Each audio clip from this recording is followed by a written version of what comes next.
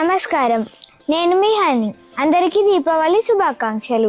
దీపావళి హిందూ ధర్మంలో ఒక ముఖ్యమైన పండుగ. దీపావళి అంటే దీపాల వరుస అని అర్థం. ఇది చీకటిపై వెలుగు విజయాన్ని సూచిస్తుంది. దీపావళి అనేది కేవలం ఒక పండుగ కాదు, ఇది వెలుగు, ధర్మం, విజయం, కుటుంబం, ఐక్యత వంటి విలువలను సూచిస్తుంది. దీపాలను వెలిగించి మన జీవితంలో వెలుగులు నింపుకోవాలనే సందేశాన్ని ఈ పండుగ అందిస్తుంది. నరకాసురుడు అనే రాక్షసుడు ప్రజల్ని విపరీతంగా హింసిస్తూ బాధించేవాడు. ఈ నరకాసురుణ్ణి వధించడానికి శ్రీకృష్ణుడికి సత్యభామ సహాయం చేసింది. నరకాసురుడి పీడ నుండి విముక్తి పొందిన ప్రజలు తమ ఇళ్లలో దీపాలు వెలిగించి తోరణాలు కట్టి బాణసంచా కాలుస్తూ ఆనందంతో వేడుకలు చేసుకున్నారు.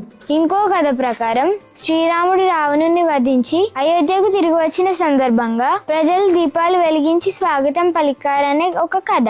ప్రకృతిని మనం కాపాడదాం, ప్రకృతి మనని కాపాడుతుంది. Pollution free Diwali. అందరికీ దీపావళి శుభాకాంక్షలు.